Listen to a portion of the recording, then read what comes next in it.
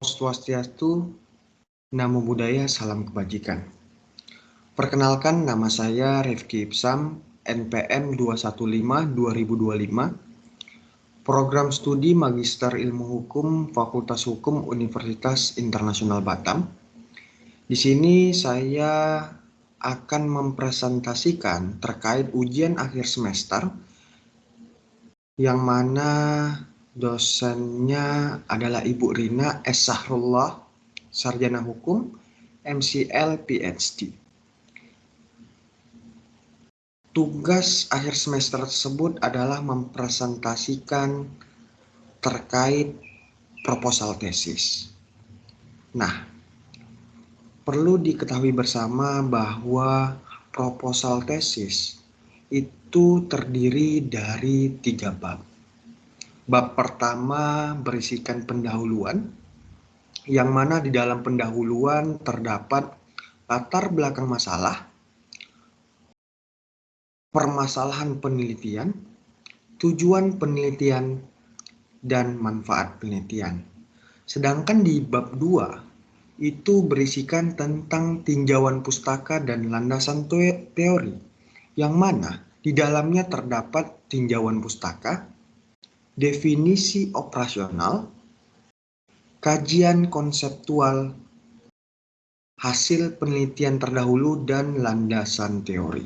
Sedangkan di bab 3 itu adalah metode penelitian, yang mana di dalam metode penelitian itu terdapat rancangan penelitian, objek penelitian, teknik pengumpulan data, dan metode analisa data.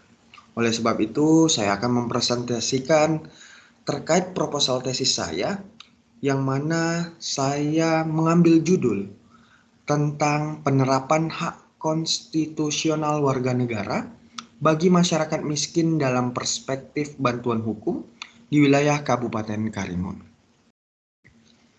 Nah, di dalam judul yang saya angkat pastinya memiliki latar belakang penelitian, yang mana di dalam latar belakang penelitian harus ada yang namanya dasolen, yang mana harapan seharusnya dari suatu peraturan perundang-undangan. Perlu kita ketahui bersama bahwa di dalam Undang-Undang Dasar 1945, pasal 27 ayat 1 dikatakan bahwa segala warga negara bersamaan kedudukannya di dalam hukum dan pemerintahan, serta wajib menjunjung hukum dan pemerintahan itu dengan tidak ada kecualinya.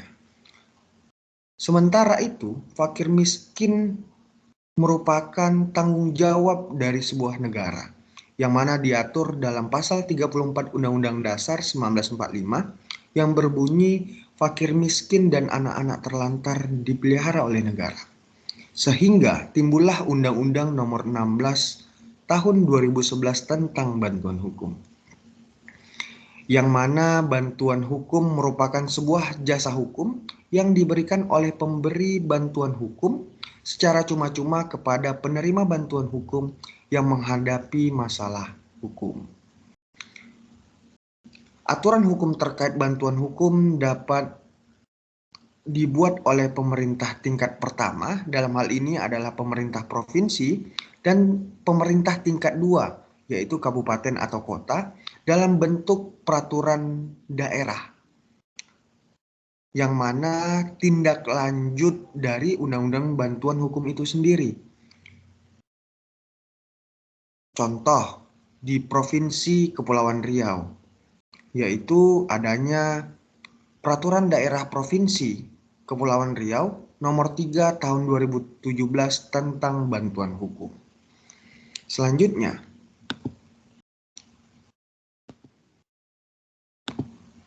tadi kita ada namanya itu adalah dasolen. Sehingga di latar belakang penelitian ini harus ada namanya dasen, fakta yang terjadi. Seperti apa sih fakta yang terjadi di lapangan. Tadi kita sudah membahas yang namanya dasolen. Sekarang kita akan membahas namanya dasen.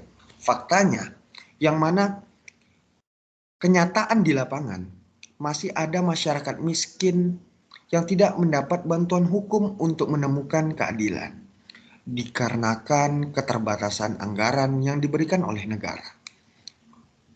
Padahal sudah jelas bahwa fakir miskin dan anak terlantar dipelihara oleh negara.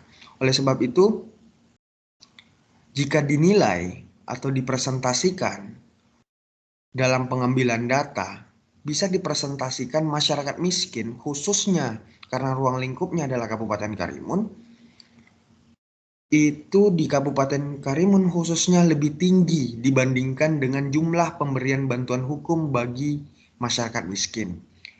Bersumber dari karimunkap.bps.go.id, yang mana masyarakat miskin di Kabupaten Karimun itu pada tahun 2018 berjumlah 15,93%. Di tahun 2019 itu 15,36%, dan terakhir di tahun 2020 masyarakat miskin dalam persentasenya adalah 15,99%. Nah, kita bisa melihat dan menilai masih ada kabupaten atau kota yang tidak memiliki peraturan daerah tentang bantuan hukum itu sendiri. Padahal dari amanat undang-undang tentang bantuan hukum sudah ada bahwa bantuan hukum harus diberikan kepada masyarakat miskin. Itu merupakan hasil perbincangan atau wawancara dengan Kadif Yankum, Kantor Wilayah Hukum dan HAM Kepulauan Riau. Nah, jika kita lihat juga pada bab 5, pasal 8 dan pasal 9 Peraturan Daerah Nomor 3 Tahun 2017, ya kan, tentang bantuan hukum yang ada di Provinsi Kepulauan Riau, yang mana hanya membahas mengenai standar bantuan hukum dan tidak ada menjelaskan terkait jumlah minimal dan maksimal pemberian bantuan hukum itu.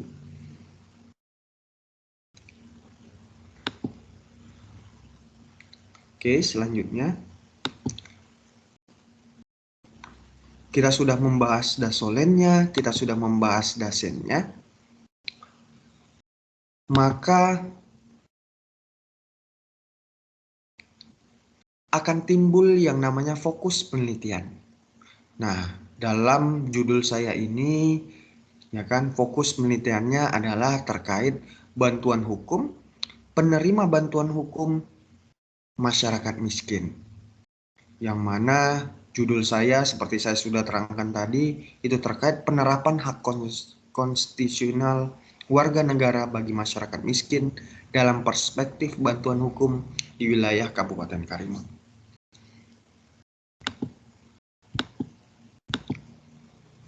Permasalahan penelitian yang saya angkat, yang pertama itu adalah bagaimana penerapan hak konstitusional warga negara bagi masyarakat miskin dalam perspektif bantuan hukum di wilayah Kabupaten Karimun.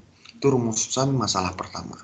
Yang kedua, rumusan masalah saya adalah bagaimana efektivitas bantuan hukum bagi masyarakat miskin di wilayah Kabupaten Karimun.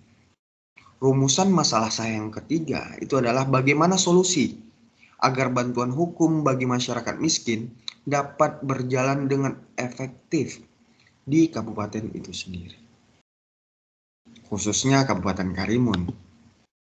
Nah, selanjutnya adalah tujuan penelitian. Tujuan penelitian saya yang pertama itu adalah menganalisis terkait penerapan hak konstitusional warga negara bagi masyarakat miskin dalam perspektif bantuan hukum di wilayah Kabupaten Karimun. Yang kedua, menganalisis dan menemukan kendala terkait efektivitas bantuan hukum bagi masyarakat miskin di wilayah Kabupaten Karimun. Tujuan yang ketiga adalah memberikan saran serta solusi agar bantuan hukum bagi masyarakat miskin dapat berjalan dengan efektif di Kabupaten Karimun.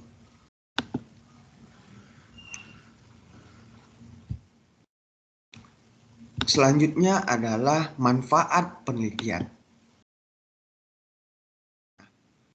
Manfaat penelitian yang pertama terkait proposal tesis ini, khususnya penelitian saya, itu adalah manfaat dan kontribusi secara teoritis, yang mana menyatakan teori perlindungan hukum dari Philippus M. Hajon adalah teori yang relevan untuk menganalisa penerapan hak konstitusional warga negara bagi masyarakat miskin dalam perspektif bantuan hukum. Oleh karena itu, saya selaku peneliti selanjutnya dapat menggunakan teori tersebut sebagai alat analisis dalam mengkaji terkait bantuan hukum itu sendiri.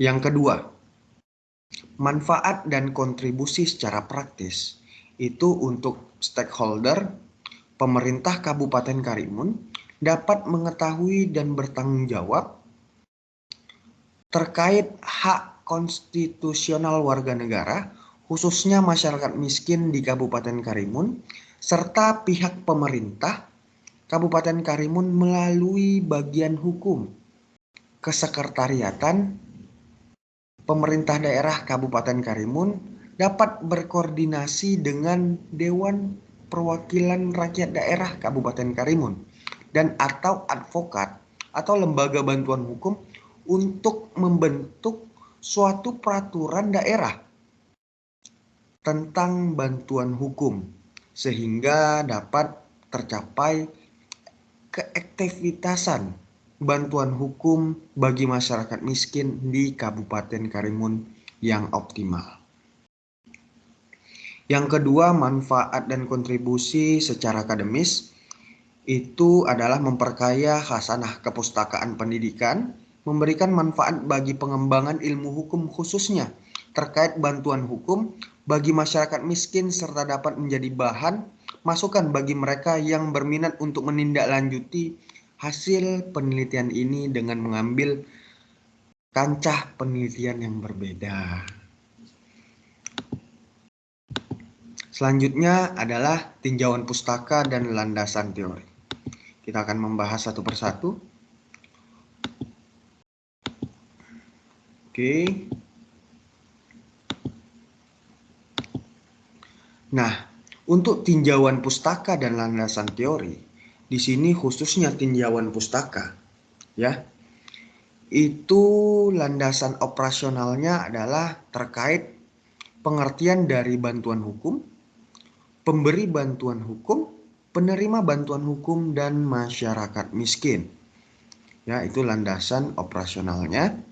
Kemudian landasan konseptualnya itu mengenai konsep pemberian bantuan hukum, konsep penerima bantuan hukum, dan kriteria masyarakat miskin. Jadi itu harus dibedah satu persatu. Kemudian terkait landasan yuridis, dalam penelitian ini yang pertama adalah Undang-Undang Nomor 16 tahun 2011 tentang bantuan hukum. Yang kedua adalah Undang-Undang Nomor 18 tahun 2003 tentang advokat.